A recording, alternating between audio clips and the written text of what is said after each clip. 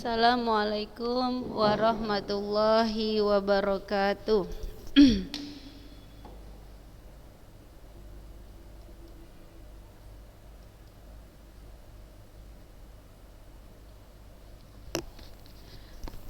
Assalamualaikum warahmatullahi wabarakatuh.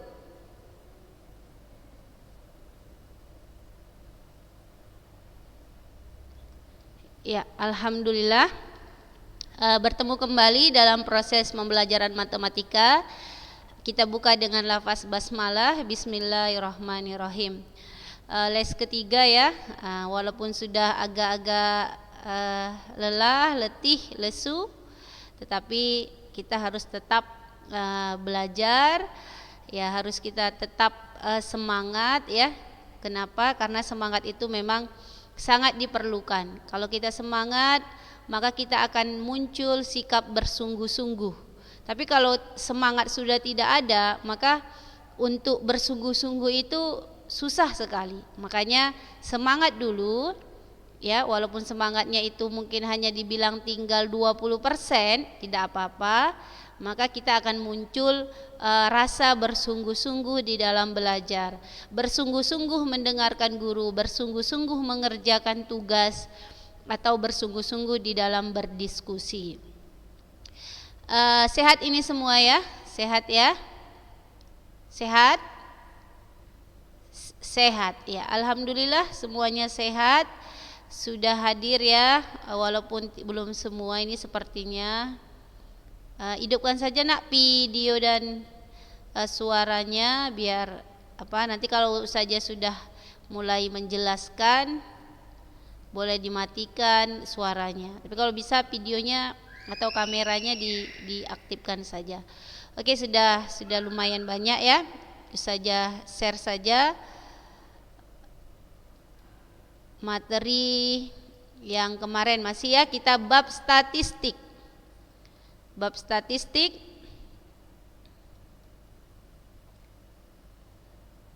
ini ya, udah, ini juga sudah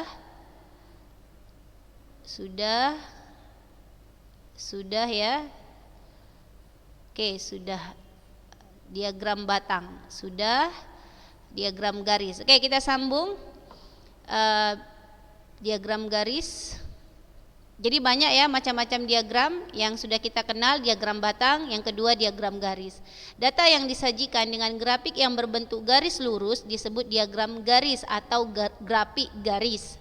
Contoh, ada dua tabel, tabel pukul dan tabel banyak kendaraan. Jadi tabel seperti ini bisa kita buat ke dalam diagram garis. Bisa juga ini sebenarnya diagram batang ya, diagram lingkaran, tetapi karena contohnya diagram garis, untuk pokok bahasa diagram garis kita buat ke dalam diagram garis. Maka biasanya tabel yang pertama ini kan tabelnya mendatar ya, mendatar ke kanan. Kalaupun tabelnya seandainya ke bawah, dari atas ke bawah, itu tetap kolom pertama itu pada sumbu X, kolom kedua pada sumbu Y, gitu dia ya, aturan mainnya biasanya. Jadi pukul atau jam itu pada sumbu X, banyak kendaraan pada sumbu Y kita buat. Maka kita buatlah dari jam 6 sampai jam 18, lalu sumbu Y-nya banyak kendaraan dari 0 sampai 16. Jadi tetap di sini, ini kan istilahnya frekuensinya gitu ya, banyak kendaraannya. Tetap kita mulai angka itu selalu berurut pada sumbu X maupun sumbu Y. Jadi bukan berarti jam 6 dengan 0, baru jam 8 dengan 14. Di sini ya kira-kira jam 10 dengan 18, kira-kira di sini 16, 17, 18 seperti itu. 12 dengan 20, 16 dengan 8, 16 dengan 8, ini dia 18 dengan 16, ini dia. Jadi titik-titik tersebut kita tariklah garis, maka dia membentuk seperti ini. Tarik aja dia titik-titiknya. Jadi jangan bingung, mereng saja kok naik turun, enggak apa-apa. Pokoknya setiap titik dari satu ke satu, satukan menjadi garis. Itulah disebut diagram garis. Tapi dia tetap ya konsepnya dari titik 0 kemari itu semakin ke kanan semakin besar, begitu juga sini ke bawah makin dari sini ke atas makin besar, ke bawah makin kecil, ke kiri makin kecil. Jadi kita nggak harus misalnya ini 0 kan 14, jadi kita buat di sini dulu 0, 14, 18 ngikuti ini, tidak, tetap pakai aturan sumbu X dan sumbu Y. Saya rasa itu sudah paham ya kelas 12. Oke, kita lanjutkan yang kedua, diagram lingkaran. Diagram lingkaran ya berbentuk lingkaran. Cobalah baca dulu Maisarah, kita gantian, ayo.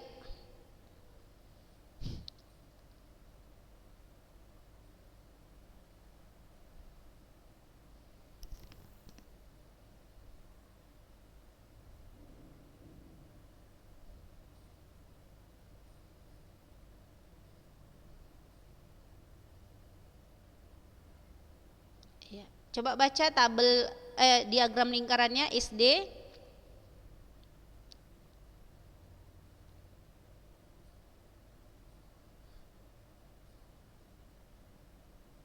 Iya, ini diagram lingkaran ya. Ini kalau diagram batang, diagram garis, diagram lingkaran itu sudah paham lah ya, karena sudah pernah kita pelajari di SMP. Jadi kalau diagram lingkaran, dari sini sudah nampak jelas bahwasanya anak SD itu paling banyak ya di kelurahan ini. Kemudian anak SMP-nya nomor 2 paling banyak, anak SMA-nya nomor 3, dan yang paling sedikit SMK ya, kejuruannya sedikit 5%. Jumlahnya 180. Ini kan dia dalam bentuk persen ya, dalam bentuk persen. Jadi jumlah 180 orang itu jumlah siswa keseluruhan, siswa SD sampai siswa SMK itu jumlahnya 180. Seandainya Ustazah tanya dulu sama si Sopi Magrina, Sopi, siswa SD-nya berapa Sopi? Bukan persennya ya Sopi, tapi jumlah siswanya berapa Sopi? Hah? Berapa Sopi? 90, dari mana?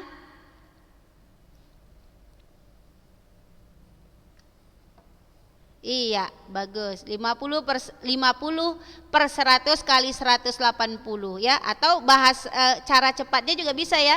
50% dari 180 kan 90 orang ya. Jadi anak SD-nya 90 orang. Kalau saja tanya anak SMP-nya berapa orang? Aisyah Husni, anak SMP 28% dari 180. Gitu ya cara mencarinya, ini udah paham, cuma Ustazah mau tanya dulu.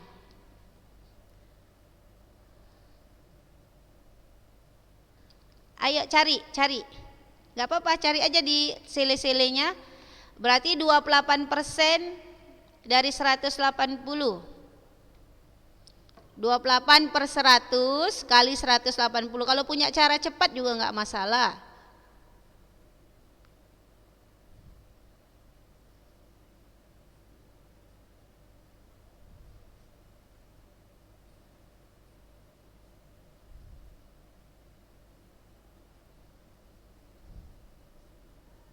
Ayo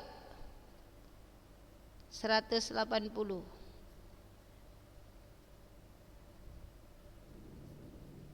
Kalau pakai kalkulator juga boleh, pakai kalkulator boleh.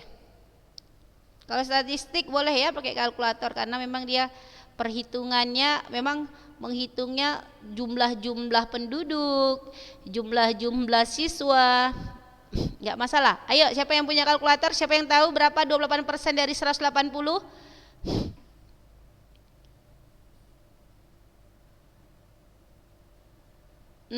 Kenapa dari 90?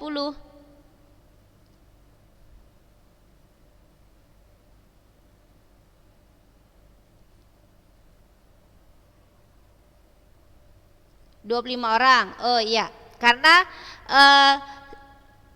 sudah dikurangi dari jumlah siswa SD ya. Iya, oke. Jadi kalau 28% dikali 180 pakai koma ya. Enggak mungkin manusia itu berkoma ya, tidak mungkin. Setiap manusia punya satu jiwa, jadi enggak mungkin dia setengah jiwa. Kayak gimana itu setengah jiwa atau 0,9 jiwa. Oke ya, bagus ya. Jadi 180 kurang 90, jadi 28% dari sisanya, yaitu 90%. Oke, berapa tadi Tasya? Anak SMP 20, 25. Oke, SMA 17%. Berapa Jihan Lutfiah? Boleh pakai kalkulator? Boleh. Anak SMA-nya berapa orang? Ini tadi sudah 90, ini sudah 25. Jadi 17/100 dikali berapa sisanya? 90 kurang 90 dikurang 20 90 ditambah 25. 105, ya kan? 180 kurang 105 tinggal 75. Berarti 17% dikali berapa tadi? 75. Ayo. Siapa yang udah dapat? Silahkan.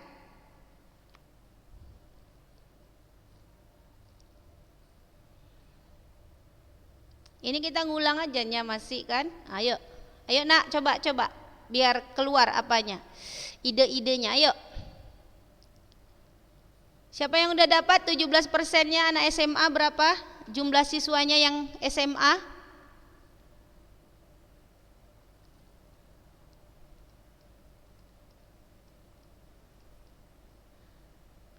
Askia, Putri Hairunisa, ayo.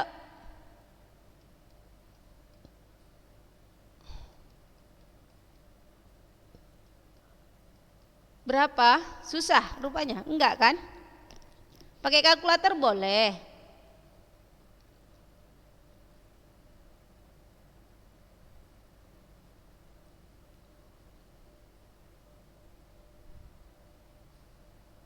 Koma ya?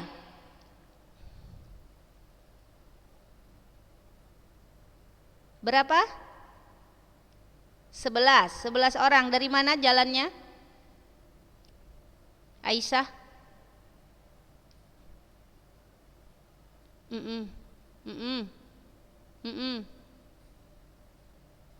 Iya, 17 kali 65 berapa?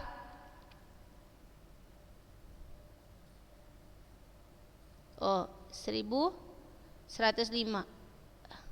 Enggak koma kan? Kalau koma berarti salah. Jadi kalau koma hasilnya salah, berarti ada cara yang lain untuk cara mencarinya. Ayo, coba bagaimana? Siapa yang masih ingat? 17%. Kalau koma masih salah ya dia. Nggak mungkin kalau jumlah jiwa itu koma gitu.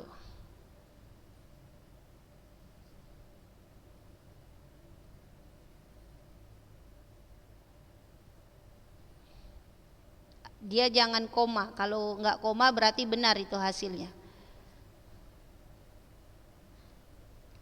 Gimana caranya? Ada sebenarnya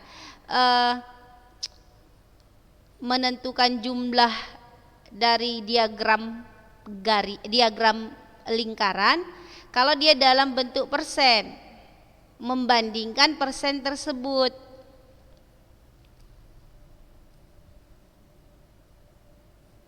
28% misalnya.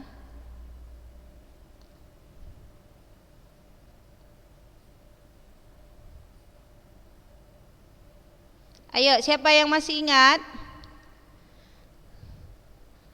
Mana ini pada videonya atau saja dibiari sendiri nih. Videonya kameranya pada dimatikan. Ayo, ada yang bisa anak SMA-nya berapa jumlah siswanya? Tadi 90, tadi 25. Berarti sisanya itulah 17% dengan 5%. Berarti sisanya tadi ada 65 65 siswa ya, 65 siswa antara SMA dan SMK. Oke, ada yang bisa? Begini banyaknya, ayo. Ini kan istilahnya masih dasar ya. Tasya bisa? Oke, kalau gitu saja nanti siapa ya satu orang saja suruh si Sophie Magrina. Buat dulu grup kelas 12A matematika. Buat ya. Buat grup ya. Ustazah kasih tanggung jawab untuk Sophie buat grup. Kemudian masukkan Ustazah di situ. Baru kalau nanti kita punya tugas atau nanti Ustazah mau mengirimkan apa-apa melalui grup itu saja. Jadi misalnya tugas 1, ini kan Ustazah belum ada ngasih tugas ya. Nanti misalnya Ustazah kasih tugas 1, kumpulkan di grup matematika tersebut kelas 12A. Jadi nggak usah japri ke Ustazah lagi, langsung di grup. Nggak masalah. Misalnya Ustazah nanti kawannya lihat, nggak masalah. Ya, kita berprasangka baik saja. Yang penting kumpulkan di situ. Kumpulkan. Jadi nanti Ustazah akan ngecek. Ustazah akan tetap update siapa yang belum mengumpulkan di akhir dari perjanjian kita. Misalnya 3 hari. Setelah 3 hari Ustazah akan bilang misalnya 3 orang yang belum ngumpul ini gitu ya. Jadi lebih gampang dia, lebih simple. Jadi tugas 1 yang Ustazah suruh cari jumlah siswa masing-masing dari SD, SMP, SMA dan SMK dari contoh diagram lingkaran ini. Oke. Iya, silahkan Sophie.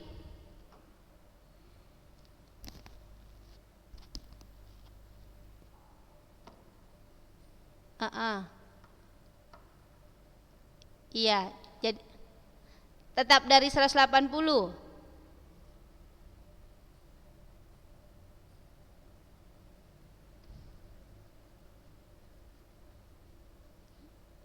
Dibulatkan hasilnya dapat. Oh iya. Tapi kan ya itu misalnya gini, Sophie pakai 28/100 kali 180 kan.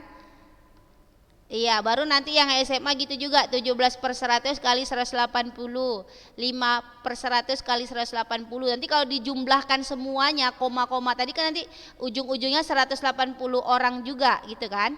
Atau kita bulatkan ke depan gitu kan, misalnya 6 jadi tambah 1 depannya seperti itu. Tapi karena ini jumlah orang, dia tidak mungkin hasilnya koma Sophie. Jadi ada cara kalau dibilang itu cara perbandingan daripada persentase. Jadi nanti ada caranya supaya dia dapat bulat. Coba Ustazah suruh sebagai tugas 1 dalam pembelajaran matematika ini, cari masing-masing jumlah orang siswanya berapa dari SD sampai SMK. Itu saja tugas 1. Kalau sudah dapat nanti boleh kumpul setelah grupnya dibuat oleh Sophie di grup tersebut. Dan kalau ada juga pertanyaan boleh langsung dijawab langsung ditanyakan di grup tersebut. Jadi nanti bukan hanya Ustazah yang harus menjawab, tidak, kawannya juga bisa menjawab. Jadi lebih bermakna dia grupnya ya. Jadi nggak masalah. Misalnya nih Maisarah nih, tengok dulu lah punya si Sophie udah ngumpul duluan, juga nggak masalah sama Ustazah. Tengok, tapi dia mempelajarinya sampai dia memahaminya. Baru dia tulis ulang, dia kerjakan sendiri, baru dikirimnya ke grup, nggak masalah. Jadi kita belajar ini saling membantu.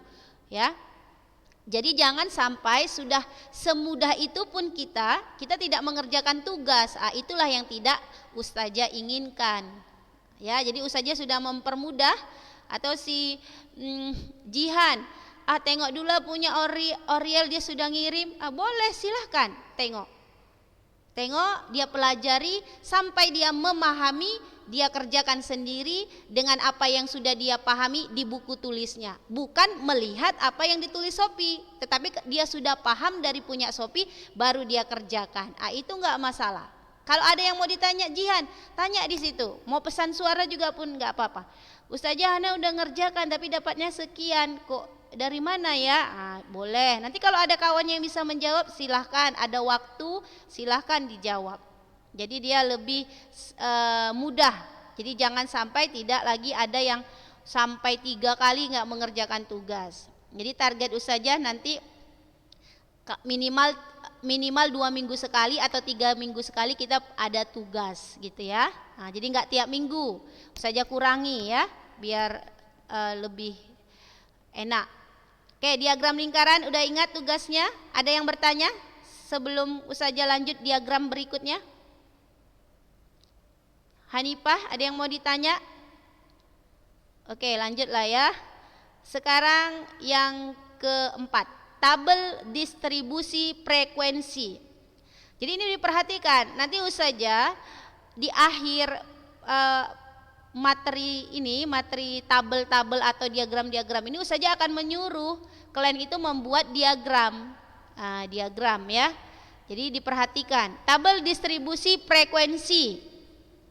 Ini sudah biasa ya kalau kita kalau yang kita lihat dalam kehidupan sehari-hari itu seperti adanya pemilihan presiden ya atau pemilihan pilkada itu biasanya perhitungan itu menggunakan statistik dengan metode turus ya, metode turus. Nih 4 ke 5 dicentang, 4 ke 5 digaris gitu ya. Jadi ini hitungannya 5 5 5. Jadi nilai ulangan itu biasa diinisialkan XI. Jadi I-nya itu dimulai dari 1 misalnya siswa pertama, siswa kedua gitu ya. Jadi ini siswa pertama itu nilai ulangannya 2. Ya, siswa kedua nilai ulangannya 3. Jadi nilai ulangannya ini nilainya ada ya yang dapat 2, dapat 3, dapat 4 gitu. Turusnya yang dapat nilai ulangan 2 itu ada 2 orang, maka frekuensinya 2. Nilai ulangan dapat 3, 4 orang, frekuensinya 4, ini turusnya, ini frekuensinya. Begitu selanjutnya sampai nilai ulangan bernilai 8, itu turusnya ada 4, berarti frekuensinya 4. Jadi apa ya? Nilai 2 ada, nilai 3 ada nilai ulangannya. Jadi seperti itu. Tabel distribusi frekuensi. Oke, lanjut yang berikutnya.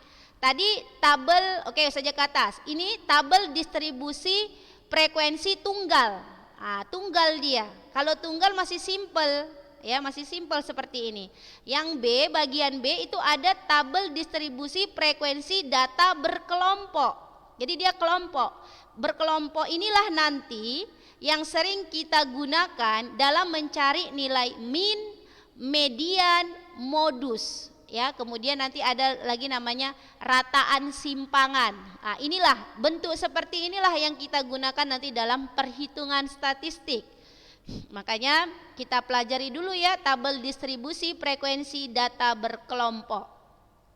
Panjang benda, titik tengah, turus frekuensi. Turus frekuensinya sudah paham ya maksudnya. Frekuensinya itu artinya banyaknya. Panjang benda berarti dia memakai rentang. Ini namanya rentang. Jadi 71 sampai 80 itu ada 2. Ya, yang panjang bendanya 71 sampai 80 ada 2, maka frekuensinya 2. Yang panjang bendanya 121 sampai 130 itu ada 4, maka frekuensinya 4. Rentang ini berarti coba dulu ustazah minta Nurul Hairani 71 sampai 80, coba sebutkan angka-angka dari 71 sampai 80. 71-nya masuk enggak? 71 sampai 80, masuk 71-nya masuk? Masuk ya, dalam rentang masuk. 71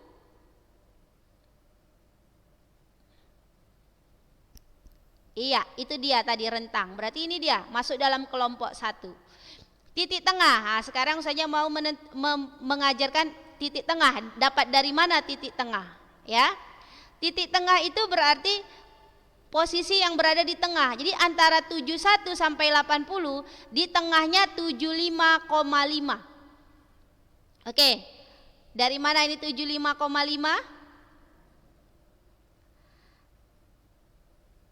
75 Iya, tambahkan bagi 2. Coba yang punya kalkulator boleh 71 tambah 80 151 ya. 151 bagi 2. Benar enggak? 75,5. Yang punya kalkulator 71 tambah 80 bagi 2. Benar enggak? 75,5. Benar. Berarti cara mencari titik tengah itu rumusnya ini disebut batas bawah, ini disebut batas atas. Jadi kayak usah aja hidupkan aja kameranya. Nampak? Nampak ya? Jadi mencari titik tengah dalam tabel distribusi frekuensi data berkelompok itu adalah batas bawah ditambah batas atas dibagi 2.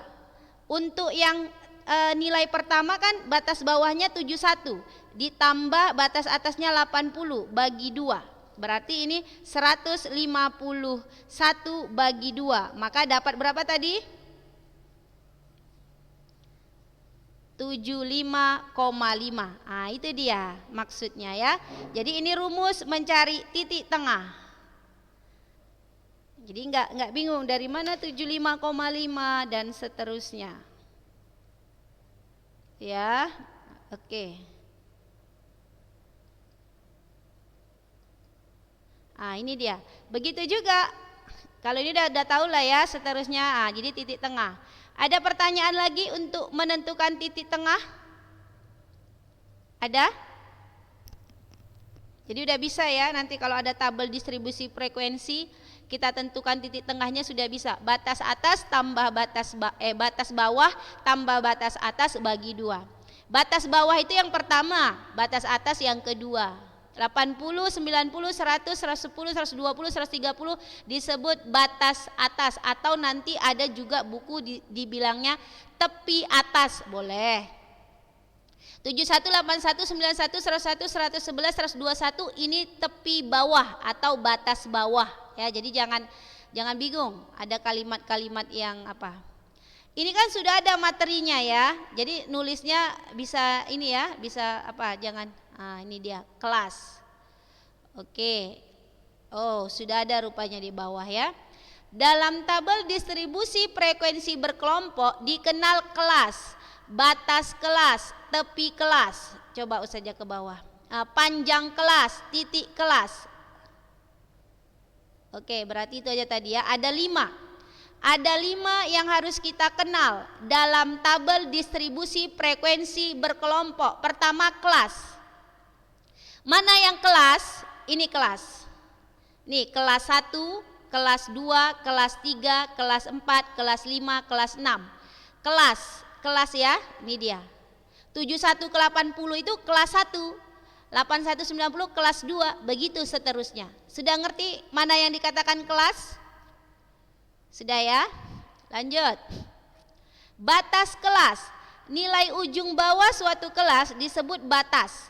Batas kelas dan nilai ujung atas kelas disebut batas atas kelas. Berarti batas kelas itu ada 2. Langsung aja nih ya, kadang kalimat apa sulit dipahami. Jadi batas itu tadi Ustazah bilang, batas bawah, batas atas. Udah tahu ya?